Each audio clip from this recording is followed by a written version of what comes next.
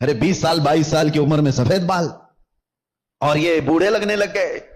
ان کی زندگیاں 30 سال کو جاتے جاتے ریٹائرڈ ہو گئی. گھروں کے حالات خراب ہو گئے. کتنے ایسے ہیں. ارے جوانی کس کو کہا جاتا تھا پتہ ہے؟ حضور پاک صلی اللہ تعالی علیہ وسلم کی وہ حدیث بھی میں آپ کو سناؤں. قیامت کے قریب ایسے حالات ہوں گے کہ بچے جوان نظر آئیں گے اور جوان بوڑھے نظر آئیں گے. کیا آج نہیں معلوم آپ کو؟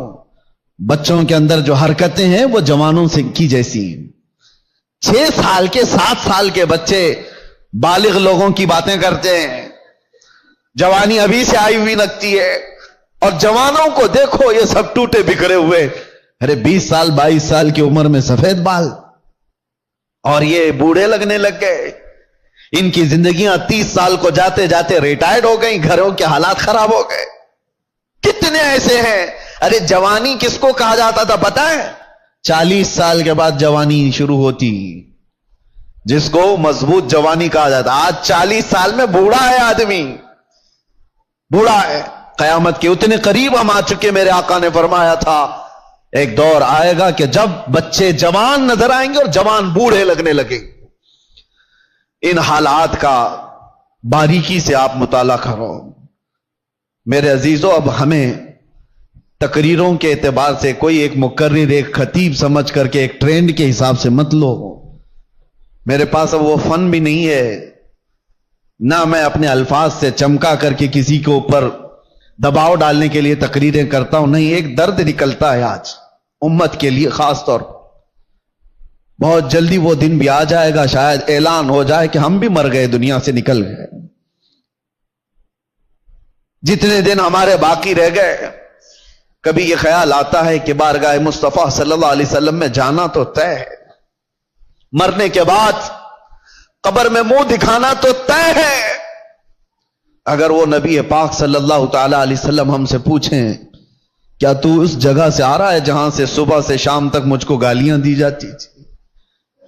کیا تو اسی محلے سے آ رہا ہے جہاں لوگ ماں اور بیٹیوں کی عزت بھول چکے تھے؟ زنا اتنا عام ہو چکا تھا کہ جانور بھی اس طرح کا جوڑا نہیں کھاتے. گھر گھر آج محفوظ نہیں ہے. لوگ بیٹھ رہے ہیں آج ہمارے پاس آ کر کے حیرت ہوتی ہے کہ زنا کے معاملات کو حل کرنے کے لیے بیٹھتے ہیں تو رونگٹے کھڑے ہوتے ہیں, کلیجہ منہ کو آتا ہے. باپ بیٹی کو لے کر بیٹھا ہے, دوسرا باپ بیٹے کو لے کر کے بیٹھا ہے. کن معاملات پر آپ بات کر رہے ہو؟ ایک بار میرے آقا صلی اللہ علیہ وسلم کے پاس ایک صحابی آئے تھے, ماعز اسلمی, کہا آقا مجھ سے خطا ہو گئی ہے, مجھ سے غلطی ہو گئی ہے. حضور نے پوچھا ہوا کیا ہے؟ کہا بتا نہیں سکتا, بہت تکلیف کی بات ہے. حضور نے فرمایا بتاؤ تو تمہارا علاج کیا جا سکے. انہوں نے کہا زنا ہو گیا ہے, مجھ سے زنا ہوا. حضور نے اپنا چہرہ پھیر لیا, چہرہ سرخ تھا میرے آقا کا, لال ہو گیا. سبحان اللہ. ناظرین, جیسا کہ مفتی سلمان اظہری صاحب بہت ہی پیارا بیان فرما رہے ہیں, ہمارا یہ فرض بنتا ہے کہ ان کا مکمل ویڈیو کو دیکھیں اور مکمل جانکاری حاصل کریں, کیونکہ اتنا پیارا بیان آپ کو اسی چینل پہ ملے گا, بلکہ سنی بیان میں. اسی لیے آپ کو یہ فرض بنتا ہے کہ اس ویڈیو کو مکمل دیکھیں اور مکمل جانکاری حاصل کریں. پہلے آپ ویڈیو کو سماعت فرمائیے. کہا جاؤ تم. وہ صحابی دھاڑے مار کر کے رونے لگ گئے. تجھ سے جو منہ چھپاؤں تو کروں کس کے سامنے؟ میں جاؤں تو پھر کہاں جاؤں؟ نبی پاک صلی اللہ تعالی علیہ وسلم نے ان کو کھڑا کر کے پوچھا ہوش میں کہہ رہے ہو؟ انہوں نے کہا ہاں میں ہوش میں کہہ رہا ہوں, ہو گئی مجھ سے خطا. حضور نے فرمایا کیا تجھے پتا ہے اسلام میں سزا کیا ہے اس کی؟ پتھروں سے مار کر ہلاک کر دیا جائے گا. انہوں نے کہا ہاں یا رسول اللہ پتا ہے مجھے.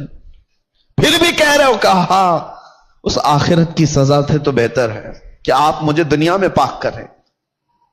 3 مرتبہ پوچھنے کے بعد بھی جب انہوں نے کہا کہ ہاں مجھ سے خطا ہو گئی, تو حضور نے صحابہ سے کہا جاؤ یہ اقبالی مجرم انہیں لے جاؤ جبل انم, ایک پہاڑی مدینے میں. وہاں پر صحابہ لے کر کے گئے, اوپر سے ان کو پتھروں کی بارش کی گئی, وہ قتل ہو گئے, ان کا انتقال ہو گیا. یہ اسلام میں زنا پر سب سے بڑی سزا دی گئی. وہ صحابی تھے, خطا ہوئی تو نبی پاک صلی اللہ تعالی علیہ وسلم نے دنیا میں پاک کرنے کا طریقہ یہ بتایا. اور یہاں پر حالات ایسے آ گئے کہ لوگ اس کو اتنے ہلکے میں لے لیے. پھر مجھے وہ حدیث یاد آتی ہے، حضور نے فرمایا تھا قیامت کے قریب زنا اتنا عام ہو جائے گا کہ انسان ایسے جوڑا کھائیں گے جیسے گدھے اور کتے راستوں پر جوڑا کھاتے ہیں. ان کے درمیان یہ سب کامن سی چیز ہو گئی، نارمل بن گیا ہے. لوگ بیٹھ کر کے حل کر رہے ہیں، ہمیں تو رونگٹے کھڑے ہوتے ہیں. کن چیزوں کی یہ باتیں لے کر بیٹھے ہیں بیٹے اور بیٹیوں کی کہ یہ اس طرح کی حرکتیں کرتے تھے. معاذ اللہ رب العالمین. ایک بات یاد رکھو، پورے معاشرے میں محلے میں ایک جگہ کوئی زنا کرتا ہے تو پورے محلے کی برکت ختم کر دی جاتی ہے. ناسور ہے وہ کینسر کی طرح. کینسر کی پھوڑی جس طرح پورے جسم میں زہر پیدا کرتی ہے، ایک بے حیائی اور بدکاری والا نوجوان پورے معاشرے کے اندر وہ ناسور بن کر زہر پھیلاتا ہے. تمہاری بیٹیوں تک بھی وہ حرکتیں آئیں گی، تمہارے بیٹے بھی محفوظ نہیں رہیں گے. اس لیے ذمہ داریوں کا احساس سارے لوگ مل کر کے کریں، ایک آدمی نہیں. یہ بیچارہ خطیب کب تک یہاں سے پکارے گا؟ ایک کوئی مبلغ کب تک اصلاح کرے گا؟ ہر ایک کی ذمہ داری ہے. آج غلطی کس کی ہے پتہ ہے؟ پورے محلے میں 5% یا 10% جواری ہوتے ہیں. 5% سے بھی کم ہوتے ہیں جواری اور سود خور یا شرابی یا زانی. اکثریت تو اچھے لوگوں کی ہوتی ہے، لیکن وہ اچھے لوگ اتنے بھیانک ہوتے ہیں. یاد رکھنا، ان 5 کو جنہوں نے کھلی چھوٹ دی تھی، یہ 95 لوگوں کی بھی وہی سزا ہوگی جو اس جواری کی سزا ہوگی. کیونکہ معاشرے کو برباد کرنے میں ان 5 لوگوں کا ہاتھ کم تھا، خاموش رہنے والوں کا ہاتھ زیادہ تھا. یہ سپورٹر تھے، گناہ دیکھ کر کے ہنستے ہوئے چلے جاتے تھے. میرے گھر میں تھوڑی نہ ہو رہا ہے، فلاں کا بچہ بگڑا ہوا ہے، میں تو سنبھال لوں گا اپنا گھر. میاں آگ لگی ہے، تم کیا سنبھال لو گے؟ تمہارے بھی گھر کے دروازے لکڑی کے ہیں، تمہارے بھی گھر کی کھڑکیاں لکڑی کی ہیں. وہ آگ کے شعلے جب نکل کر کے آئیں گے تمہارے دروازے بھی جلائیں گے. یہی حال ہے آج ہمارے گھروں میں. تمہاری بیٹیاں بھی ہیں یا نہیں؟ تمہارے اپنے بیٹے ہیں یا نہیں؟ دوسرے کا بیٹا بگڑ گیا، دوسرے کی بیٹی بگڑ گئی تو آپ ہنس کر تماشا دیکھ رہے ہو کہ فلاں نشہ کر رہا ہے. پہلے حال یہ تھے کہ ہماری جماعت کے لوگ کہیں بیٹھے ہوتے تھے تو آوارہ لوگ ان کے سامنے سے گزرنے میں بھی ڈرتے تھے.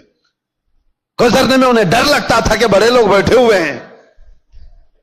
آج وہ وقار ختم کیوں ہوتا گیا؟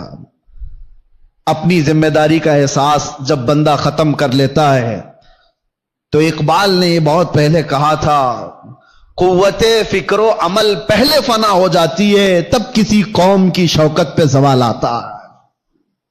سوچنے سمجھنے کی صلاحیت پہلے یہ ختم ہو جاتی ہے تب جا کر کے قوم کے اندر بدکاریاں پھیل جاتی ہیں، یہ زبوں حالی کا شکار ہوتی ہے. آج قوم کے اندر جو معاملات ہیں، ہم گرے ہوئے اس لیے ہیں کہ ہم اپنی ذمہ داریاں نہیں سنبھالنا چاہتے. اب ظاہر سی بات ہے، ایک آدمی بولے گا تو اس کو پکڑ کر کے لے جائیں گے، بند کر دیں گے. دوسرا اٹھے گا، اس کو پکڑ کر بند کریں گے اور سارے لوگ تماشا دیکھتے رہیں گے. یہ سوچیں گے نہیں، یہ نہیں کرنا ہے، بولنا نہیں ہے. میں سمجھتا ہوں اس طرح کی بزدلی سے تم کتنے سال جی سکتے ہو؟ چپ چپ رہ کر کے برائیوں کے بارے میں نہیں بولو گے، کمپرومائز کر کے جیو گے، کب تک رہو گے؟ موت تو آنی ہے. تو جب مرنا ہی ہے تو گیدڑ کی 100 سالہ زندگی سے شیر کی 1 دن کی زندگی بہتر ہے. حق بات کرو، لوگوں کی اصلاح کرو اور دنیا سے عزت کے ساتھ جاؤ. اور ایک بات اے نوجوانوں، دنیا کے تمام معاملات میں 100 سال کی زندگی میں وہ عزت نہیں پاؤ گے جو دامن مصطفیٰ میں 1 منٹ میں عزت مل جاتی ہے. میرے آقا کے قدموں سے لپٹ کر 1 منٹ کی جو زندگی تمہیں عزت دیتی ہے، وہ دنیا داروں کی 100 سال کی نوکری تمہیں عزت نہیں دے سکتی. اسی لیے میرے مرشد نے فرمایا تھا، بل ہوا سن، سیم و زر کی بندگی اچھی نہیں، ان کے در کی بھیک اچھی، سروری اچھی نہیں. السلام علیکم ورحمۃ اللہ وبرکاتہ. ناظرین، آپ کا سنی بیان چینل میں بہت ہی استقبال کرتا ہوں. امید ہے آپ خیریت و عافیت کے ساتھ ہوں گے. جیسا کہ آپ نے بھی سماعت فرمایا کہ اس ویڈیو میں بہت ہی پیارا بیان آپ کو سننے کو مل گیا ہوگا. اگر یہ بیان آپ کو پسند آتا ہے تو اپنے دوستوں تک ضرور شیئر کریں اور آپ کو معلوم ہی ہوگا کہ سنی بیان میں بہت ہی پیارا پیارا بیان، بہت ہی اچھا ویڈیو آتا ہے۔ اگر اسی طرح کا ویڈیو آپ دیکھنا چاہتے ہیں ہمیشہ، تو اس چینل کو لائک کریں، شیئر کریں اور سبسکرائب کریں۔ تب تک کے لیے السلام علیکم ورحمۃ اللہ وبرکاتہ۔